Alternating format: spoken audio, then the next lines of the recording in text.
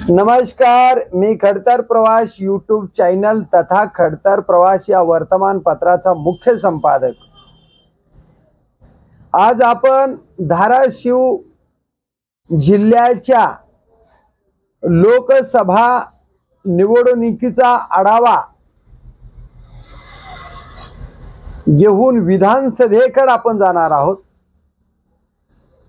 लोकसभेमध्ये ओमराजे निंबाळकर हे 3,30,000 मताधिक्य घेऊन विजय झालेले आहेत, तर त्यांचे विरोधक असणाऱ्या उमेदवार अर्चनाताई राणा जगदीशसिंह पाटील हे या पराजित झालेले आहेत।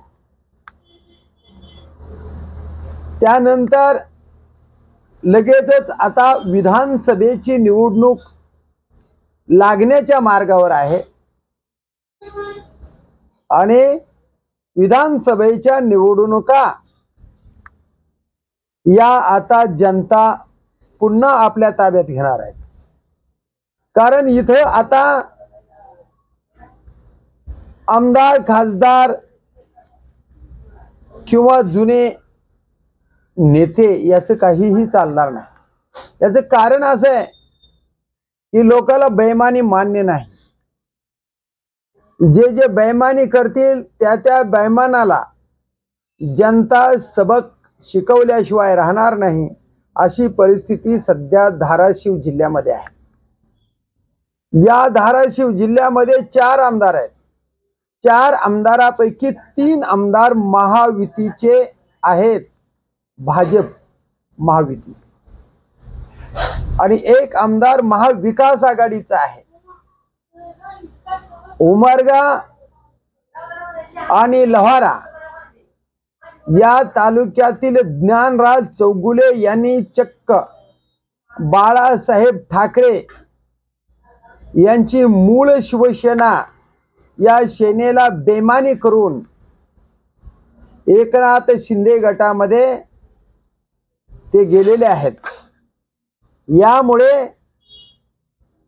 ज्ञानराज चौगुले यांना उमरगा आणि लोहारा मधून जनता सपोर्ट देणार नाही, हे आता जनतेने स्पष्ट केलेले आहे।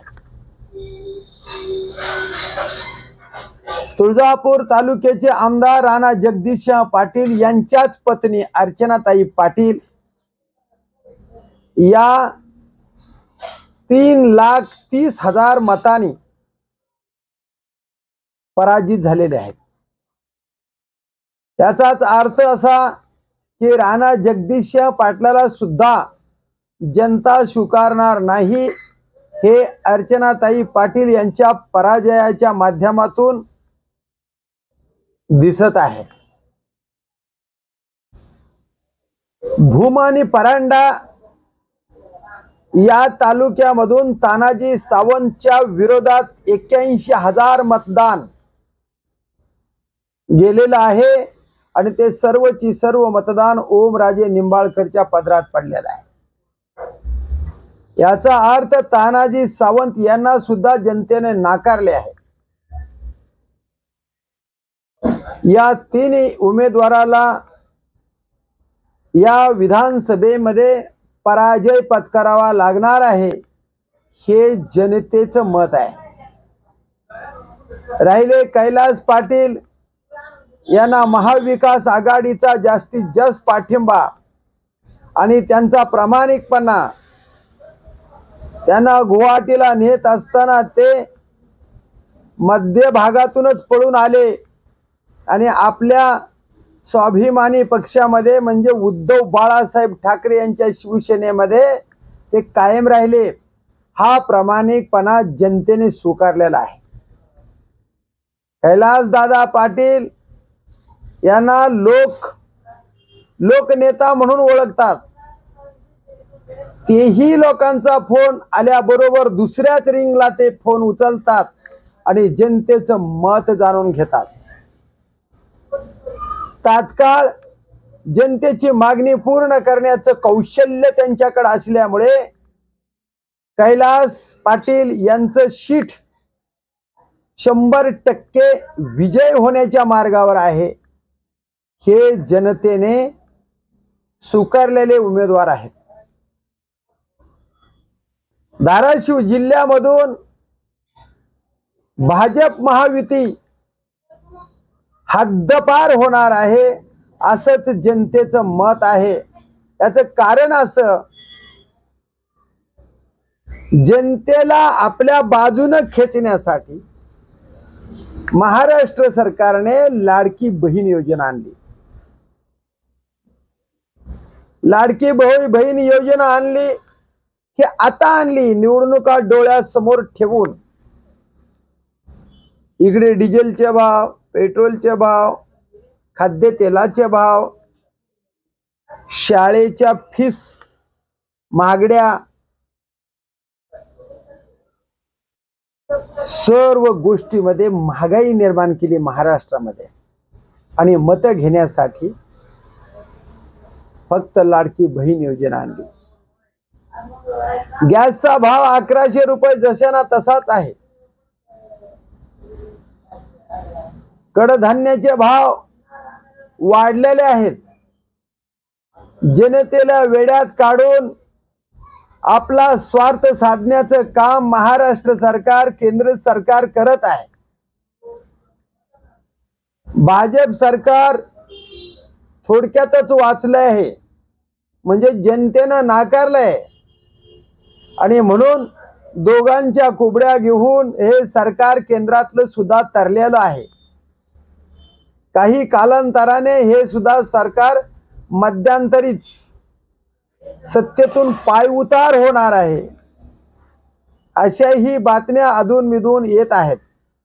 100% केंद्रातले सरकार 5 वर्षे टिकणार नाही हे मात्र निश्चित। लोकसभा जवळजवळ हारल्या जमा आहेत ते। 400 पारचा नारा करून तो नारा पूर्ण करू शकले नाहीत। 240 खासदारावरच ते थांबलेले आहेत। याचा अर्थ केंद्रातलं सरकार लबाड बोलतंय, महाराष्ट्रातलं सरकार सुद्धा लबाड बोलतंय। तानाजी सावंत हे म्हणाले, ते आरोग्य मंत्री व कुटुंब कल्याण विभागाचे ते कॅबिनेट मंत्री आहेत।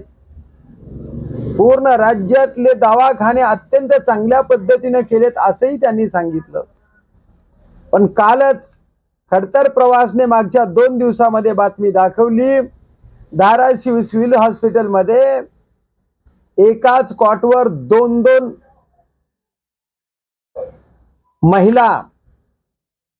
महिला रुग्ण एकाच कॉटवर, अशी परिस्थिती धाराशिव जिल्ह्याची आहे। काही महिला खाली झोपतात, त्यांना झोपण्यासाठीही जागा नाही। 40 कॉटची त्या ठिकाणी गरज आहे। अवघे 26 खाट आहेत। 26 खाटावर प्रत्येक कॉटावर 2-2 महिला रुग्ण असतात। एका रुग्णाचं दुसऱ्या रुग्णाला इन्फेक्शन होऊ शकतं आणि त्याच्यामुळे रोगाचं प्रमाण वाढण्याची शक्यता नाकारता येत नाही। आणि म्हणून तानाजी सावंत धाराशिवचे ते पालकमंत्री आहेत। धाराशिवचे ते महाराष्ट्राचे आरोग्य मंत्री आहेत। कुटुंब व कल्याण विभागाचे ते कॅबिनेट आहेत। त्यांनी आपल्या धाराशिव शहरामधलं, जिल्ह्यामधले तरी रुग्णालय चांगले करावे, कारण हे लबाड बोलतात। रुग्णालयाचं वास्तव चित्र आम्ही जनतेच्या समोर आणलेलं आहे। असंच तिन्ही आमदार, तुळजापूर तालुक्यातले आमदार असू द्या, उमरगा लोहारेचे आमदार असू द्या, भूम परांडेचे तानाजी सावंत असू द्या, हे सगळे आमदार बोलल तसं वागत नसल्याचं वास्तव चित्र जनतेच्या समोर आहे। यांच्याकडे 10-10, 15, 20-20 वर्षे सत्ता आहे, तरीही हे जनतेला लबाड बोलतात, म्हणजे अजून आमच्याकडे सत्ता असलीच पाहिजे, असं लोकांचं या आमदाराचं मत आहे. सांगायचा मतदार्थ एवढाच आहे की आता जनता लबाड बोलणं खपवून घेणार नाही. जनता तुमच्या लबाड बोलण्याचा फटका तुम्हाला विधानसभेमध्ये दिल्याशिवाय राहणार नाही. अशी परिस्थिती धाराशिव जिल्ह्यातल्या 3 आमदाराची आहे. ती तिन्ही आमदार भाजप महायुती सरकारचे आहेत आणि ही तिन्ही आमदार यावेळेस हद्दपार होणार आहेत. भाजप धाराशिव जिल्ह्यातून हद्दपार अशी परिस्थिती धाराशिव जिल्ह्यामध्ये आहे. ज्या ज्या गोष्टी करायच्या होत्या त्या त्या गोष्टीचं वचन दिलं, अभिवचन दिलं, पण त्या गोष्टी कोणत्याही झालेल्या नाहीत.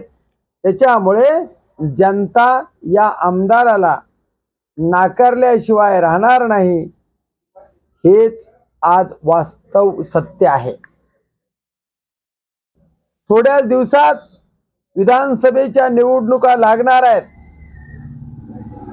याच्यात काही लोकांना तिकीट मिळणार आहे, काही लोकांना तिकीट मिळणार आहे, मिळणार नाही. ज्यांना तिकीट मिळणार आहे त्याला जनता स्वीकारणार आहे का, हाच खरा प्रश्न आहे. आज हा व्हिडिओ जनतेच्या बाजूचा आहे. जनता खऱ्या माणसाला स्वीकारणार आहे आणि खोट्या माणसांना नाकारणार आहे. हे आता जनतेनं निश्चित केलंय. तर पाहूया येणाऱ्या काळामध्ये विधानसभेच्या या निवडणुकामध्ये जनता भाजपाच्या तिन्ही आमदारांना कशी हद्दपार करणार आहे ते येणाऱ्या काळातच. मी खडतर प्रवास YouTube चॅनल